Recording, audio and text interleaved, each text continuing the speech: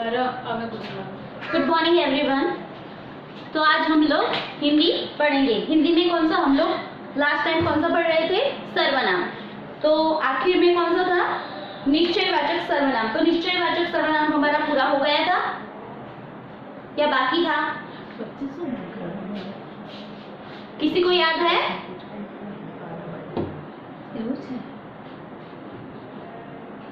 निश्चयवाचक सर्वनाम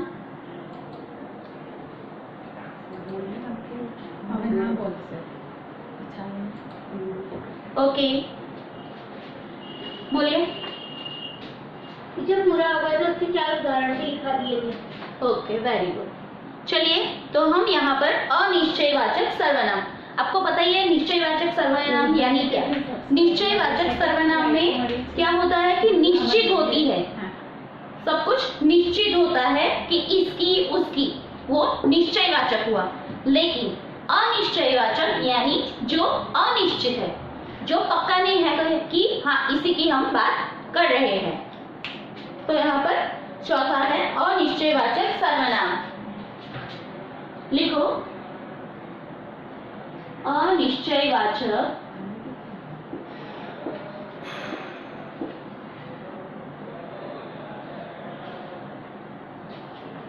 सर्वनाम।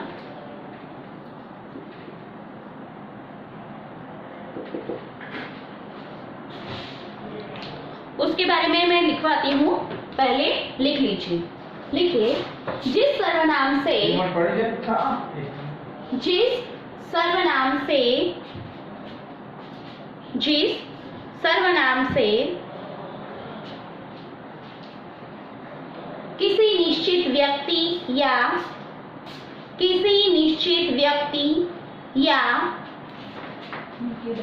किसी निश्चित व्यक्ति या वस्तु का बोध न हो। याद रखो यहाँ पर क्या है? जिस सर्वनाम से किसी निश्चित व्यक्ति या वस्तु का बोध न हो उसे अनिश्चयवाचक सर्वनाम कहते हैं। उसे अनिश्चयवाचक सर्वनाम कहते हैं।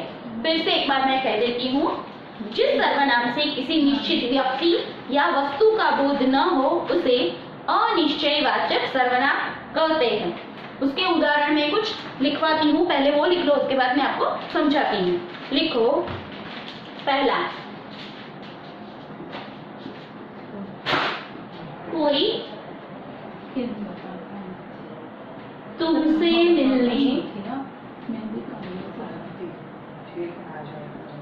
मिलने आया है। कोई तुमसे मिलने आया है। फिर दूसरा लिखो,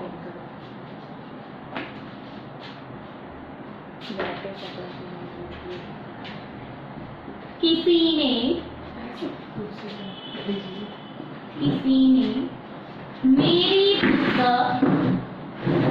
मेरी पुस्तक, आप किताब भी लिख सकते हो, मेरी पुस्तक चुरा ली। किसी ने मेरी पुस्तक चुरा ली। तो यहाँ पर हम वस्तु और व्यक्ति दोनों के बारे में बात कर रहे हैं, तो यहाँ पर दोनों ही है। देखो अनिश्चयवाचक सर्वनाम यानी जो सभी के लिए इस्तेमाल होता है। सर्वनाम का मतलब तो आपको पता ही है कि जो सभी के लिए इस्तेमाल होता है उसे सर्वनाम कहते हैं, यानी सभी के लिए वो इस्तेमाल हो सकता है। लेकिन जिस सर्वनाम की हम यहाँ पर बात कर रहे हैं वहां पर है अनिश्चयवाचक सर्वनाम, यानी कोई निश्चित नहीं है, चाहे वो व्यक्ति हो या फिर वस्तु। यहाँ पर हम समझा रहे हैं, पहले निश्चयवाचक है, तो निश्चयवाचक में क्या होता है? इसकी उसकी, तो वो निश्चित है कि हाँ हम इसी की बात करें। कि देखो कि कहते हैं यह पेन मेरी है या ये पेन इसकी है, यानी उसी की है और किसी की नहीं है। तो वो क्या हुआ कि ये निश्चित है कि उसी की है। वैसे ही यहाँ पर उसका विलोम शब्द यानी विरुद्धार्थी कह सकते हो कि अनिश्चयवाचक, यानी ये पेन किसकी है? किसको पता है किसी की है? नहीं पता, क्योंकि यहाँ पर निश्चित नहीं किया कि ये पेन किसकी है। यहाँ पर वैसे ही उदाहरण दिखे हैं कि एक व्यक्ति के लिए है और दूसरा वस्तु के लिए। देखो पहला है कोई तुमसे क्या है, सजीव है, यानी कोई व्यक्ति आया है। ये तो आप समझ सकते हो कि कोई व्यक्ति आपसे मिलने आया है, लेकिन कौन आया है ये पता नहीं है, यानी कि वो निश्चित नहीं है। निश्चित है, कौन मिलने आया है किसी को नहीं पता, इसलिए यहाँ पर ये क्या हुआ, अनिश्चयवाचक सर्वनाम कहा जाएगा कि कोई तुमसे मिलने आया। कोई शब्द वो क्या हुआ, अनिश्चयवाचक सर्वनाम हुआ। फिर उसी तरह किसी ने मेरी पुस्तक चुरा ली, किसी ने, अगर इसने लिखा होगा तो क्या होगा कि निश्चित है कि हाँ इसी के पास है, लेकिन अगर वो नहीं लिखा है तो यहाँ पर क्या हुआ कि किसी ने, यानी पता नहीं है कौन है।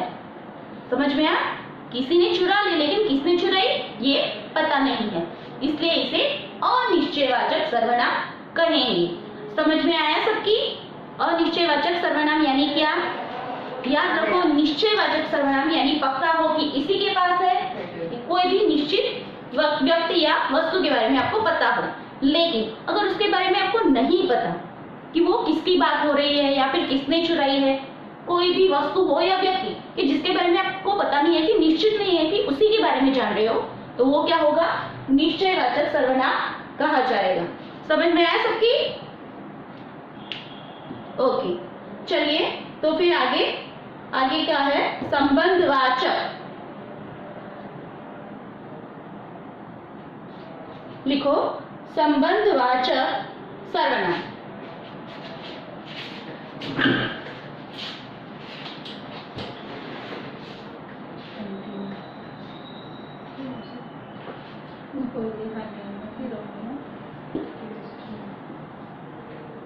संबंधवाचक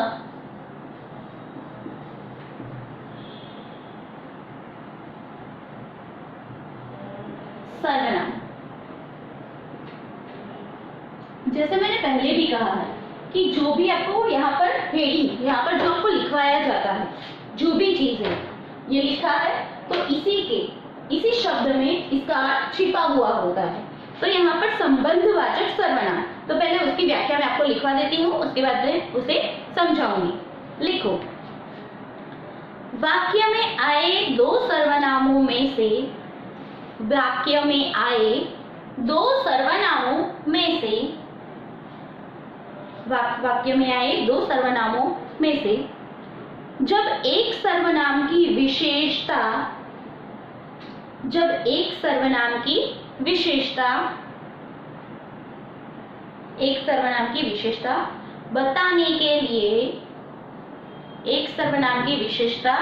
बताने के लिए दूसरे सर्वनाम की सहायता ली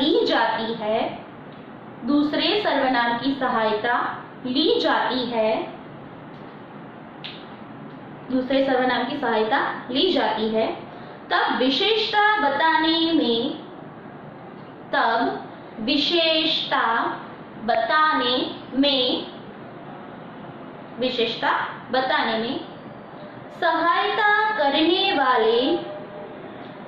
बताने में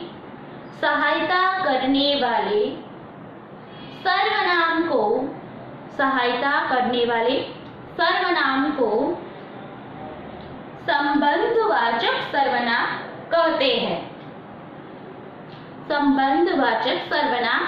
कहते हैं।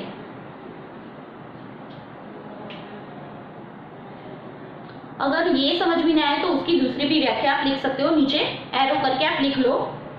वाक्य में आए हुए दो सर्वनाम जो एक दूसरे से संबंध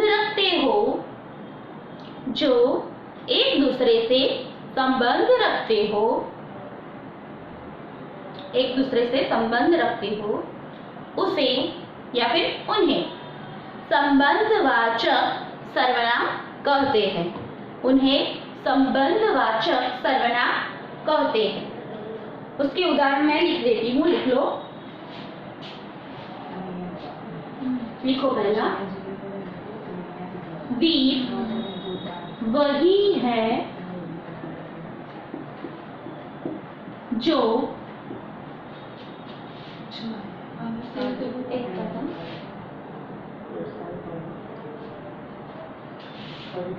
दुर्बलों की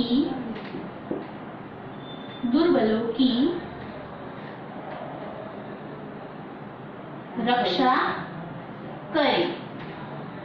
ये पहले लिख लो, उसके बाद मैं पूरा आपको एक साथ समझाऊंगी, क्योंकि एग्जाम्पल के द्वारा आपको बहुत ही अच्छी तरीके से समझ में आएगा। लिखो, कहानी वही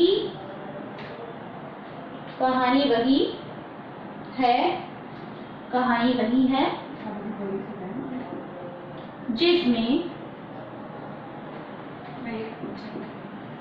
रोचकता हो।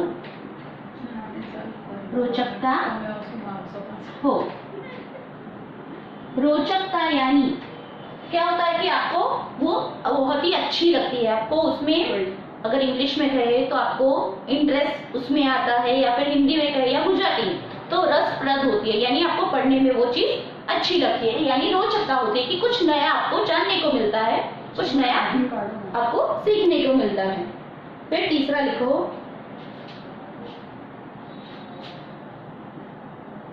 यह वही कुर्सी, याद रखना हिंदी में कुर्सी नहीं आएगा, कुर्सी ही आएगा। यह वही कुर्सी है जो जिस पर दादाजी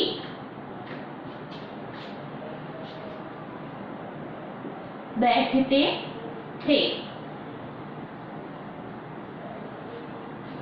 लिख लो,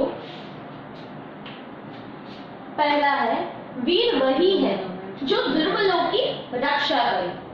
फिर दूसरा, कहानी वही है जिसमें रोचकता है।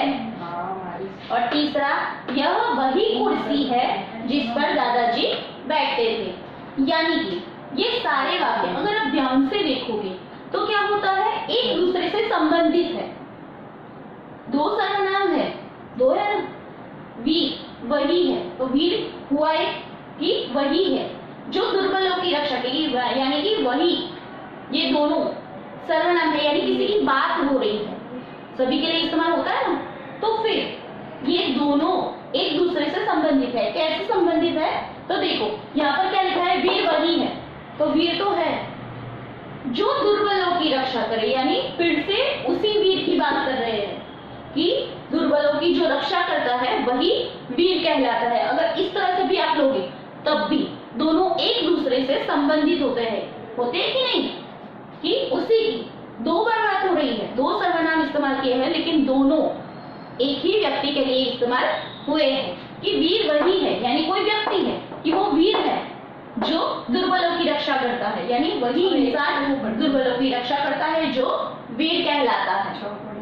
फिर कहानी वही है जिसमें रोचकता हो, यानी कहानी की बात की जाती है कि कहानी वही कहानी है कि जिसमें रोचकता हो, कि उसमें ही कहानी की ही यहाँ पर बात हो रही है। कहानी तो एक बार हो गया, लेकिन जिसमें शब्द है वो फिर से इसी के लिए इस्तेमाल हुआ है, किसी और के लिए है यहाँ पर, जिसमें यानी उसी में हुआ, किसी और के लिए तो आप कह नहीं सकते। फिर यह वही कुर्सी है जिस पर दादाजी बैठे हैं, यानी कि यहाँ पर कुर्सी की बात की गई है, कुर्सी की बात की गई है कि यह मैं यहाँ पर दिखा देती हूँ कि देखो यहाँ पर एक कुर्सी रखी हुई है, अगर आपको दिखे तो कि यहाँ पर एक कुर्सी है, तो यह वही कुर्सी है जिस पर दादाजी बैठे रहे, यानी पहले तो इस कुर्सी की ही बात हो रही है, लेकिन फिर भी उसके बाद फिर से किसी इंसान को जोड़कर इसी की बात हो रही है, यानी क्या है, यह वही कुर्सी है जिस पर दादाजी बैठते थे, यानी दो बार बात हुई इसी कुर्सी की, और दोनों ही एक दूसरे से संबंध रखती है, यानी एक दूसरे को जोड़ती है। समझ में आया सबकी? संबंधवाचक यानी कोई भी दो सर्वनामों को आप ले सकते हो, लेकिन वो दोनों एक दूसरे से अगर संबंध रखते हो, यानी किसी एक इंसान की बात हो रही है और उसी इंसान के बारे में आप दूसरी बात भी जोड़ रहे हो, यानी उसी के अनुसार लागू होती है, तो याद रखो वो हमेशा संबंधवाचक सर्वनाम कहा जाएगा। यानी देखो वीर वही है जो दुर्बलों की रक्षा करे, यानी वीर की बात हो रही है, वही वीर कहलाएगा जो दुर्बलों की रक्षा कर रहा है, यानी एक दूसरे से एक ही इंसान की बात हो रही है ना यहाँ पर, अगर हम नाम भी लिख दे तब भी वो ये दोनों चीजें उसी से जुड़ी हुई है। फिर यहाँ पर कहानी की बात है, कहानी वही है, यानी वही है, यही हुई कि इसी की बात हो रही है, और दूसरी बार भी इसी की बात हो रही है कि कहानी है, एक बार हुई, फिर उसकी दूसरी बात हो रही है कि जिसमें रोचकता, यानी उसी से संबंध हुआ, उसी की बात हुई ना फिर से, यानी ये संबंधवाचक सर्वनाम कहलाएगा कि एक दूसरे से दोनों वाक्य, दोनों सर्वनाम एक दूसरे से जुड़े हुए हैं, एक दूसरे से संबंध रखते हैं, यानी एक ही चीज की बात हो रही है कि एक चीज की बात हुई है, फिर से उसी के बारे में बताया जा रहा है, यानी दोनों संबंधित हुए। समझ में आया सबकी? ओके, तो फिर यहाँ पर जो आखिरी है वो है प्रश्नवाचक सर्वनाम। इसके बारे में तो सबको पता ही होना चाहिए। प्रश्नवाचक सर्वनाम किसे कहते हैं?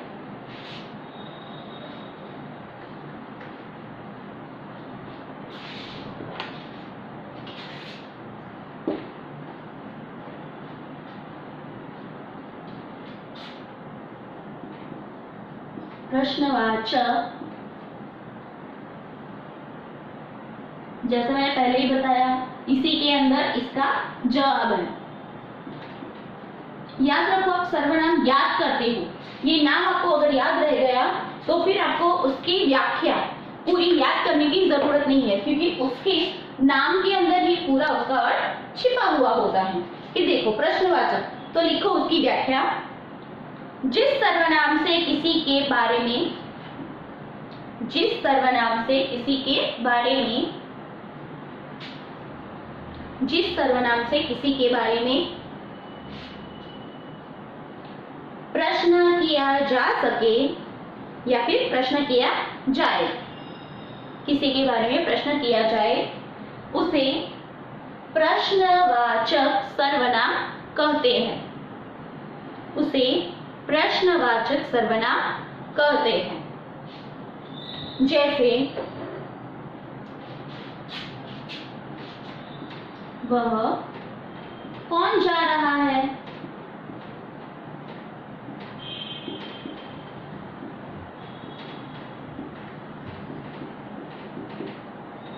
फिर दूसरा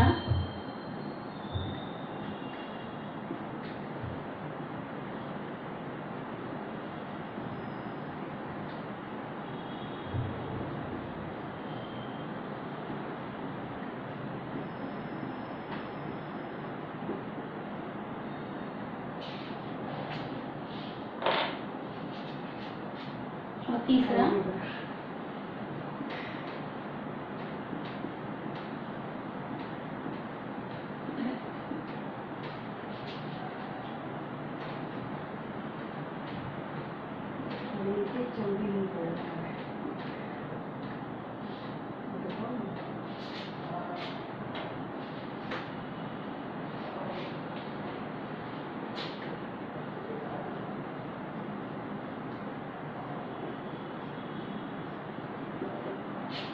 देख, यहाँ पर जो तीनों लिखे हुए हैं, ये तीनों प्रश्नवाचक सर्वनाम के प्रकार है, सॉरी उदाहरण है।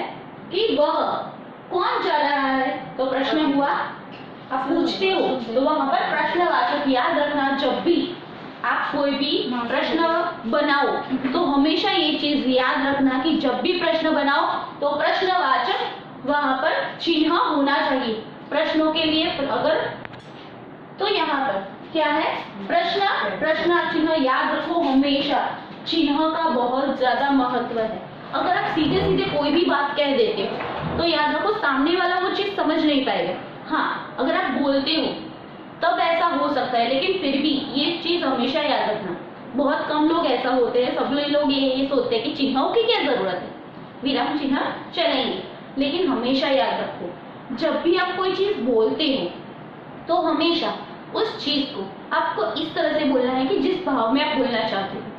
अगर आप यहाँ पर प्रश्न बना रहे हो, वह कौन चाह रहा है, तो प्रश्नार्थ चिन्ह अपने आप ही लग गया, यानी कि वहां पर सामने वाला समझ जाएगा कि आप प्रश्नवाचक यहाँ पर वाक्य बोले हो। अगर आप ये बोल रहे हो वह कौन जा रहा है, क्या हुआ मतलब, वह कौन जा रहा है, वो सामने वाला समझ नहीं पाएगा कि ये प्रश्न पूछ रहे हैं या फिर ऐसे ही बोल रहे हो। तो हमेशा याद रखो, अगर आप बोलते हो यानी जब भी उच्चारण करते हो, याद रखो उच्चारण हमेशा स्पष्ट होना चाहिए। अगर स्पष्ट नहीं होगा तो सामने वाला वो समझ नहीं पाएगा। वो आपके हाव भाव से या फिर आपके उच्चारण से जान पाता है कि आप किस तरह, किस भाव में वो चीज बोल रहे हो। तो यहाँ पर है वह कौन जा रहा है, तो अपने आप ही प्रश्न लग जाता है कि सामने वाला समझ जाएगा कि आप पूछ रहे हो कि वह कौन जा रहा है। तो ये शब्द जो कौन है, फिर किसे, किससे, ये सारी चीजें, क्या, ये सारी चीजें प्रश्न बनाने के लिए ये सारे शब्द इस्तेमाल होते हैं। ये प्रश्न के लिए के सारे शब्द हैं। तो याद रखो प्रश्नवाचक सर्वनाम अगर आपको बनाना है, जब भी आप बनाते हो तो याद रखो वहां पर ये सारी चीजें लिखी होनी चाहिए और आखिर में आपको प्रश्नार्थ चिन्ह करना ही पड़ेगा। अगर आप सोचते हो कि प्रश्नार्थ चिन्ह नहीं करेंगे तो चलेगा, तो ऐसा कभी नहीं होगा। इसका अर्थ पूरा बदल जाएगा। और वैसे भी आपको पता ही है कि हमारी सारी लैंग्वेज, ज्यादातर लैंग्वेज में ऐसा ही है कि आपके हाव भाव, आपके उच्चारण के द्वारा पता चलता है कि आप कहना क्या चाहते हो। और हमेशा ये चीज याद रखो कि जब भी आप कोई चीज बोलते हो तो उसका उच्चारण स्पष्ट होना चाहिए। और साथ ही साथ अगर आप एक ही चीज अलग अलग परिस्थिति में बोलोगे तो ये भी याद रखना है कि किस जगह पर किस तरह से हमें बात करनी है। अगर आप कहीं पर भी उसी वाक्य का इस्तेमाल करते हो तो वो कभी कभी गलत भी हो जाता है, क्योंकि हर एक जगह पर क्या होता है कि आप जो भी वाक्य पूछते हो या जो भी चीजें बोलते हो उसके अर्थ परिस्थिति के अनुसार बदलते रहते हैं। ये चीज हमेशा याद रखना कि जब भी आप कुछ बोलो तो सोच समझ कर बोलो। आपके आसपास जो पूरा वातावरण है उसे ध्यान में रखकर, पूरी परिस्थिति को ध्यान में रखकर बोलो। कभी भी कुछ भी अगर आपने बोल दिया तो हो सकता है कि उसका अर्थ कुछ और ही निकल जाए।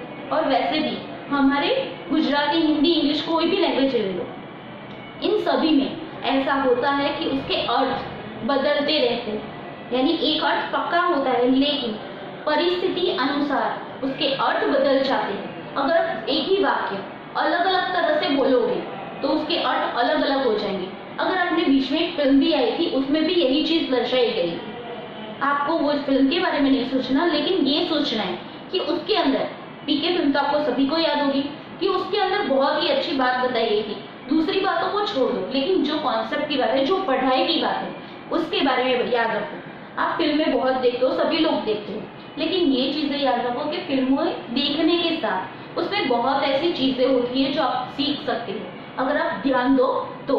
कि उसमें एक चीज वो हीरो जो होता है वो बोलता है कि हाँ, यहाँ पर एक्सप्रेशन के भी, यानी कि हाव भाव, आपके चेहरे के हाव भाव वो भी देखे जाते हैं कि आप किस तरह से बोलते हो। यानी एक ही वाक्य का, एक ही शब्द का हर एक जगह पर, हर एक परिस्थिति में अलग अलग अर्थ होता है। और ऐसा भी है कि कई सारे शब्द जो हमारे यहाँ पर उसका पता है कि इसका अर्थ यही होता है, लेकिन दूसरी जगह पर हमारे, चाहे वो हाव भाव हो या फिर हमारे कोई शब्द, उसका अर्थ वहां पर दूसरे देशों में कहीं कहीं ऐसा भी है कि जहाँ पर बदलता रहता है। तो हमेशा ये चीज हमें याद रखनी है कि जब भी कुछ बोलो तो सोच समझ कर बोलो कि वाक्य कौन सा चल रहा है और किस तरह से हमें बोलना है। ये चीजें ध्यान रखनी बहुत ज्यादा जरूरी है। तो यहाँ पर प्रश्नवाचक सर्वनाम हमें बनाना है तो उसमें प्रश्न ही पूछे जाएंगे कि जहाँ पर भी आपको प्रश्न पूछे जाए, चाहे वो किसी व्यक्ति के बारे में हो, वस्तु के बारे में हो, तो हमेशा याद रखना कि जहां पर भी आप ऐसे सर्वनाम यानी किसी से कुछ पूछ रहे हो, प्रश्न पूछ रहे हो, तो वो हमेशा ही प्रश्नवाचक सर्वनाम कहलाएंगे। यानी कौन, किसे, किससे, ये सारे सर्वनाम हैं, लेकिन कैसे है प्रश्नवाचक, क्योंकि इनसे ही से, इन सभी से आप प्रश्न पूछ सकते हो। अगर आप प्रश्न पूछोगे तो आपको उत्तर मिलेगा। तो अगर आपको कोई प्रश्न पूछना है तो आपको ये सारे शब्द याद रखने पड़ेंगे। और याद रखो प्रश्नार्थ चिन्ह हमेशा करना ही है, क्योंकि अगर आप प्रश्नार्थ चिन्ह नहीं करोगे तो उसका अर्थ बदल जाएगा। तो आपको पता चल गया प्रश्नवाचक सर्वनाम किसे कहते हैं? पक्का? हाँ, ओके। चलिए तब आगे हम पढ़ते हैं। आगे हम आज विशेषण के बारे में पढ़ेंगे। तो आप सभी लोग लिख लो हेडिंग विशेषण।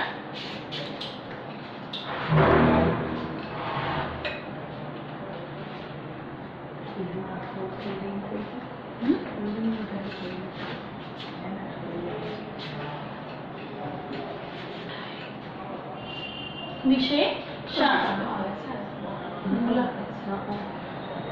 मैं सुन तो तुम आ जाते मुझे दे दियो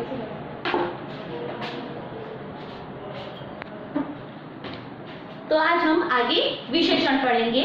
तो विशेषण के बारे में मैं पहले लिखवा देती हूँ, वो लिख लो एरो करके।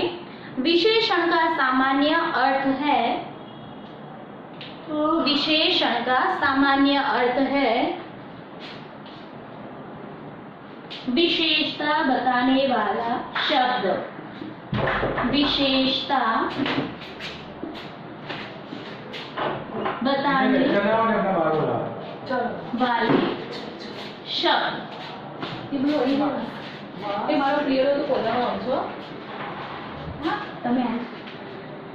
विशेषता बताने वाले शब्द।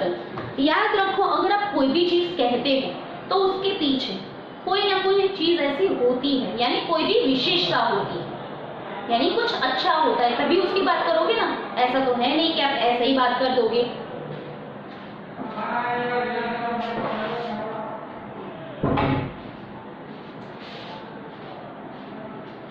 तो याद रखो, जब भी आप किसी प्राणी, वस्तु, किसी के भी बारे में बात करते हो तो अगर उसमें कुछ खास है तो उसके लिए आप एक शब्द का इस्तेमाल करते हो। अगर आपको कुछ कहना है तो उसके लिए शब्द तो चाहिए ना। ऐसे ही है, ऐसा है, पर ऐसा कैसा है, उसमें कोई खास बात है तो वो आपको बतानी पड़ेगी, और वो बताने के लिए आपको शब्द चाहिए, तो उस शब्द से आप बात बताओगे। तो फिर यहाँ पर मैं पहले उसके बारे में थोड़ा लिखवा देती हूँ, फिर आगे मैं समझाऊंगी। प्रत्येक प्राणी, वस्तु या प्रत्येक प्राणी, वस्तु या स्थान की कोई ना कोई विशेषता होती है। प्रत्येक प्राणी, वस्तु या स्थान की विशेषता होती है। प्राणी, वस्तु या स्थान की विशेषता होती है।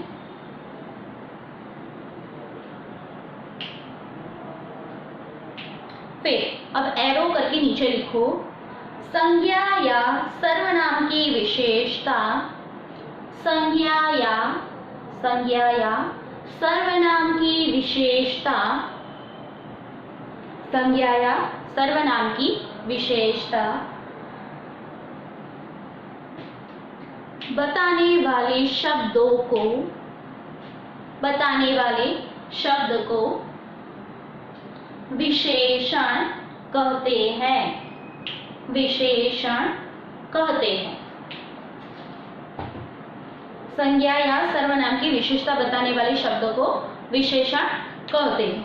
कि देखो, हमेशा ये चीज याद रखो कि मैंने पहले जो लिखवाया कि प्राणी हो, वस्तु हो, पंछी हो कि मनुष्य हो, कोई भी वस्तु हो या फिर स्थान हो, हर एक की अगर विशेषता है, अगर आप बताते हो किसी के बारे में तो उसमें कुछ विशेष होगा तभी आप बताते हो।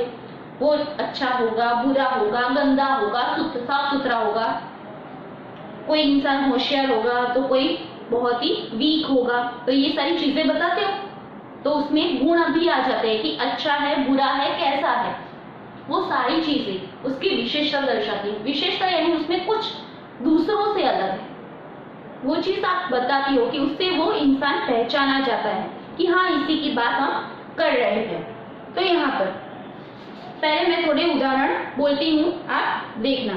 यह पुराना किला है। अगर आप लिखते हो पुराना किला है तो किला तो है, आपको पता है, ऐसे तो बहुत सारे किले हैं, लेकिन वो किला, उस किले की विशेषता यानी क्या है, यानी कि उसमें विशेष क्या है, तो उसकी विशेषता यानी उसके अंदर क्या अच्छा है या फिर क्या बुरा है, तो विशेषता यानी वो किला बहुत पुराना है।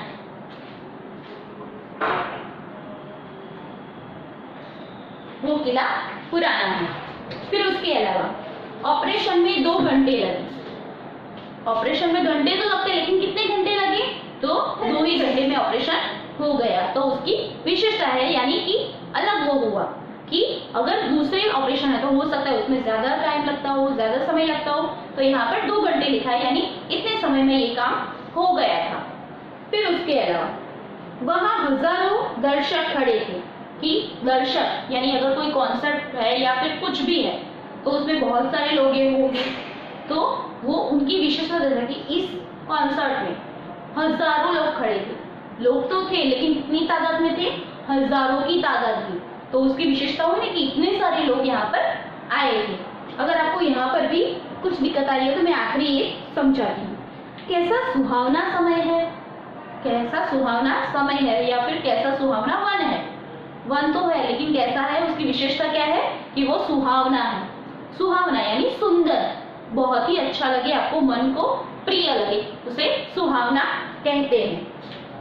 चलिए, अगर आपको अभी ऐसा हो रहा है कि नहीं कुछ समझ में नहीं आ रहा या फिर कोई परेशानी हो रही है, मैं उसके प्रकार लिखवाती हूँ, उसके बाद आपको कैसे वो समझ आ जाएगा। लिखो विशेषण के मुख्य प्रकार। विशेषण के मुख्य प्रकार।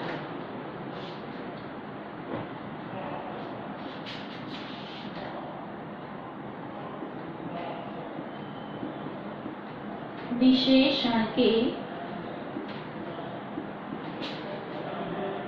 मुख्य प्रकार। वैसे तो मैंने इससे पहले जो वीडियो आया था उसमें मैंने बताया ही था कि कौन कौन से, लेकिन फिर से एक बार मैं समझा देती हूँ। तो पहला लिखो गुणवाचक विशेषण।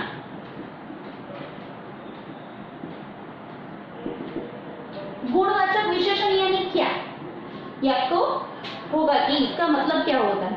तो यहाँ पर किसी लड़के की बात की कि ये अच्छा लड़का है लेकिन कैसा है, वो अच्छा है, तो उसका गुण क्या हुआ, अच्छा होना। फिर उसके अलावा चतुर मंत्री है।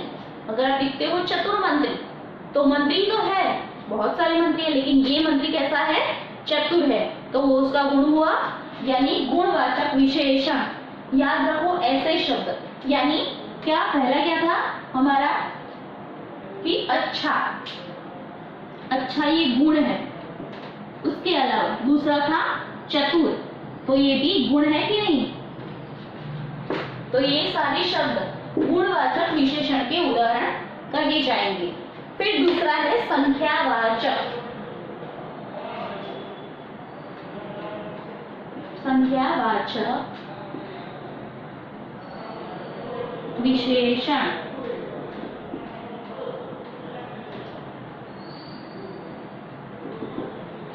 तो यहाँ पर संख्यावाचक विशेषण, तो इसका अर्थ आपको पता चल ही गया होगा कि संख्यावाचक विशेषण में क्या होता है, संख्या दर्शाई गई होती है। कि यहाँ पर क्या होता है कि 2 लड़के बैठे थे, 5 लड़कियां थी, इतनी कुर्सियां थी, यानी कि 5 कुर्सियां थी। ये सारी चीजें क्या दर्शाती है, संख्यावाचक। जैसे पांडव कितने थे, तो 5 थे, तो क्या हुआ है वो संख्या 5, ये संख्या कही जाएगी। ये हमेशा याद रखना कि जहां पर भी इस तरह से आपको संख्या दर्शाई गई हो तो वो हमेशा ही क्या संख्यावाचक विशेषण कही जाती है, कि वहां पर संख्या दर्शाई गई है, इसलिए वो संख्यावाचक विशेषण का उदाहरण होता है। फिर उसके अलावा है तीसरा परिमाणवाचक। परिमाणवाचक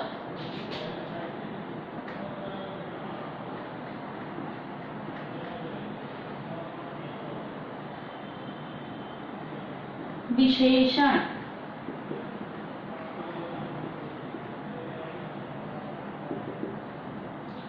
परिमाणवाचक विशेषण, ये बहुत बार ऐसा होता है कि परिमाणवाचक समझाया जाता है फिर भी लोग भूल जाते हैं कि परिमाणवाचक यानी क्या। याद रखो ये परिणाम नहीं है, परिमाणवाचक है। परिमाण यानी मात्रा, कि कितनी मात्रा में है। जैसे आधा किलो चावल है, आधा किलो लोट है, ये सारी चीजें, ये सब क्या कहलाएगी, मात्रा। यानी कि वस्तु सख्त पदार्थ हो या फिर द्रव्य हो, जबकि वो लीटर में हो या मीटर में, ऐसा आप लोग उसे नापते हो। जब भी कोई चीज ऐसे किलो में या लीटर में नापी जाती है तब वो मात्रा बन जाती है। इतनी मात्रा में पानी है, इतनी मात्रा में दूध है, इतनी मात्रा में ये चीजें हैं। ये जो मात्रा शब्द है वो क्या दर्शाता है कि उसमें कितनी जगह है, यानी कितनी संख्या में है, वैसे वो संख्या नहीं कहलाएगी, वो माप दर्शाता है, यानी नाप। આપણે ગુજરાતીમાં માપ को કહે છે કે આટલું લીટર છે પાણી, આટલું લીટર दूध છે, આટલા કિલો ગોળ મળ્યો, આટલા કિલો ખાંડ હતી, તો એ માત્રા દર્શાવે છે। તો આ વસ્તુ હંમેશા યાદ રાખવી कि जब भी परिमाणवाचक आए, याद रखना परिणाम नहीं है, परिमाण है। परिमाण दर्शाना यानी मात्रा दर्शाना। उसमें आप क्या कर सकते हो कि थोड़ा शब्द भी ले सकते हो, बहुत शब्द भी ले सकते हो, वो सारी भी मात्रा दर्शाती है। कि बहुत गर्मी है, तो उसमें बहुत क्या हुआ, मात्रा हुई कि नहीं, गर्मी है लेकिन कितनी है, बहुत है, तो वो उसकी मात्रा दर्शाती है। अगर आप उसके अलावा क्या लिखते हो, दूध, तो थोड़ा दूध है, अगर आप ये भी लिखते हो तो थोड़ा शब्द, ये भी क्या होगा, मात्रा दर्शाता है कि दूध है लेकिन बहुत सारा नहीं। अगर बहुत सारा लिखोगे तब भी वो मात्रा कहलाएगा, और थोड़ा लिखोगे तब भी वो मात्रा निकाल जाएगा। कि जैसे आप संख्या में कहते हो ना, इतनी 5 है, फिर 10 है, ये सारी, उसी तरह से बहुत, थोड़ा, थोड़ा ज्यादा, ये सारी चीजें आपको मात्रा दर्शाती है कि वो कितने में है। समझ में आया सबकी? मात्रा दर्शाता है यानी कितने वे वो है, कितनी चीजें वो है। ओके, यहाँ पर संख्या के तौर पर नहीं, लेकिन यहाँ पर लीटर और किलो के भाव में अगर आप सोच सकते हो, क्योंकि ये सारी चीजें कैसी होती है, ज्यादातर सख्त पदार्थ या फिर द्रव्य के अनुसार नापी जाती है यानी मापी जाती है। फिर आगे सार्वनामिक विशेषण, चौथा है सार्वनामिक। इसके बाद मैं आपको विशेषण भी समझाऊंगी कि विशेषण बनाते कैसे हैं। विशेषण ये सिर्फ याद रखने के लिए था, क्योंकि ये पहले भी हमने पढ़ाया हुआ है। अगर वीडियो देख रहे हो तो वीडियो में भी ये चीज पहले मैंने पढ़ाई हुई है। सार्वनामिक यानी कि वो सभी के लिए इस्तेमाल होता है, यह, वह, कोई, ये सारी चीजें सभी के लिए इस्तेमाल कर सकते हो। ऐसा है कि नहीं मैं इन्हीं के लिए, कि यहाँ पर अगर कोई खड़ा है तो मैं इन्हीं के लिए यह शब्द इस्तेमाल कर सकता हूँ और कोई इस्तेमाल नहीं कर सकता, ऐसा नहीं होता। यह, वह, इसकी, उसकी, ये सारे शब्द सार्वनामिक यानी सभी के लिए वो नाम इस्तेमाल कर सकते हो, इसलिए उसे सार्वनामिक विशेषण कहा जाता है। तो यहाँ पर यह, वह मैं लिख देती हूँ ताकि आपको पता चल जाए। यह, वह, ये, वे, ये सारे शब्द सभी के लिए आप इस्तेमाल कर सकते हो, इसीलिए इसे सार्वनामिक विशेषण कहा जाता है।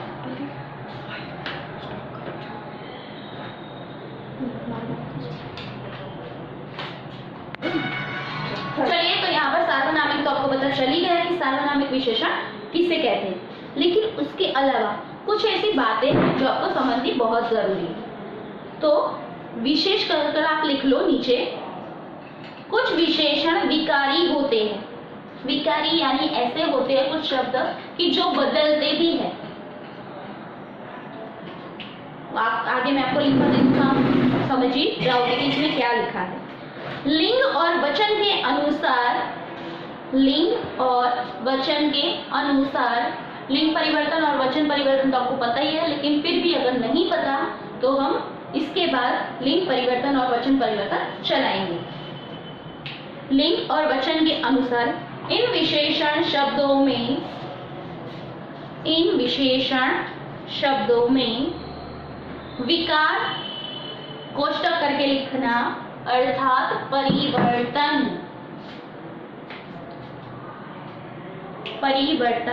होता है।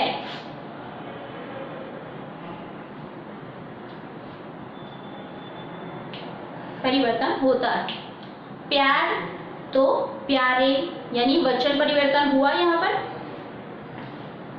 प्यार तो प्यारे। रंगीला तो रंगीले, रंगीला तो रंगीले। ऐसे कुछ शब्द होते हैं कि जिसमें लिंग परिवर्तन और वचन परिवर्तन भी आप देख सकते हो, ऐसे कुछ विशेषण भी आप देख सकते हो, वो आगे मैं लिखवाऊंगी। फिर उसके अलावा नीचे एरो करके आगे का लिखो। विशेषण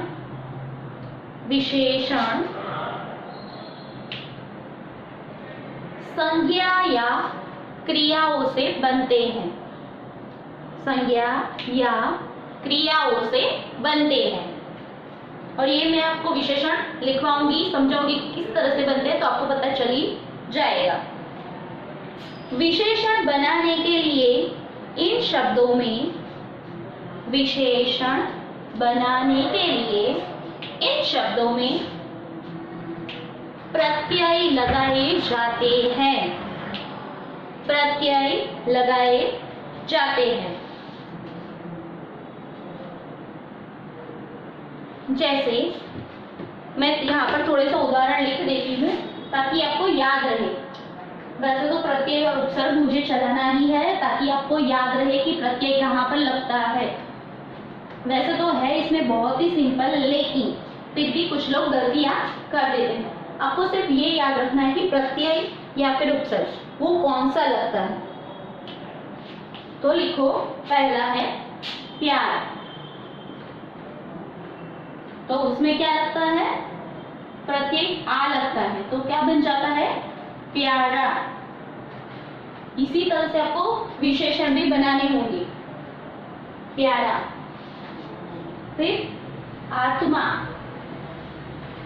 ये मूल शब्द है, याद रखना ये सारे मूल शब्द है, लेकिन इसमें जो प्रत्यय लगता है इसकी वजह से ये पूरे शब्द विशेषण के रूप में रूपांतरित होते हैं। तो आत्मीय, यहां पर वो आत्मीय बन जाता है।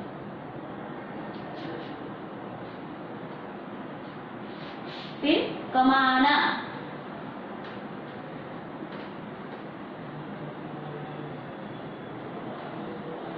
बड़ा वाला हुआ आएगा तो इसमें क्या बनेगा, कमाऊ। ये सारे विशेषण बन जाते हैं।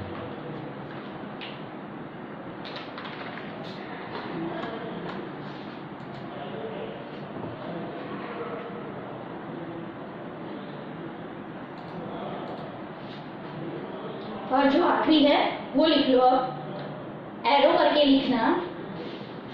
कभी कभी संज्ञा शब्दों के साथ, कभी कभी संज्ञा शब्दों के साथ, शब्दों के साथ उपसर्ग लगाकर भी, संज्ञा शब्दों के साथ उपसर्ग लगाकर भी विशेषण, विशेषण बनाए जाते हैं। विशेषण बनाए जाते हैं। अब मैं उसके भी थोड़े उदाहरण लिखवा देती हूँ, लिख लेना और थोड़ी जल्दी लिखना। तो यहाँ पर कौन सा,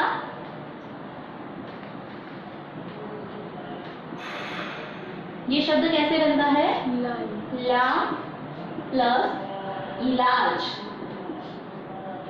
इसी तरह से ये बनता है। फिर इसके अलावा नीचे है बेशर्म, तो यहाँ पर क्या होगा, बे प्लस शर्म।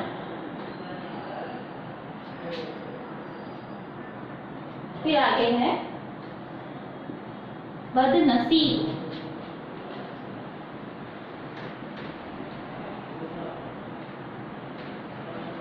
तो वो कैसे बनता है, सॉरी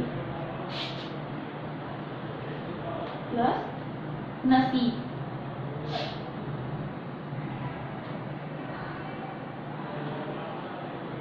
याद रखो, मूल शब्द के आगे, आपको अगर समझ में नहीं आया तो मैं आपको सिंपल मेथड बता देती हूँ कि जिससे आपको पता चल जाएगा।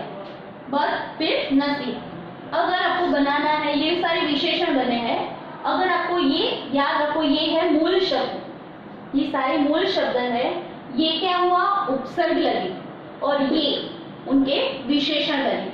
अगर सिंपल तरीके से आपको समझना है ना, तो मैं आपको समझा देती हूँ कि प्रत्यय वो हमेशा शब्द के पीछे लगते हैं और जो उपसर्ग होते हैं वो हमेशा शब्द के आगे लगते हैं।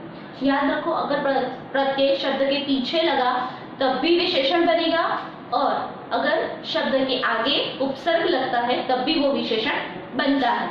इसलिए ये चीज हमेशा याद रखो कि उपसर्ग आगे लगता है और प्रत्यय हमेशा पीछे लगता है, और इन दोनों के मिलने से ही, यानी अलग अलग तरीके से अगर वो मिलते हैं तभी वो विशेषण बना पाते हैं। ओके, सबकी समझ में आया? तो इसके बाद जो विशेषण है वो कैसे बनाते हैं वो मैं आपको अगले लेक्चर में समझाऊंगी।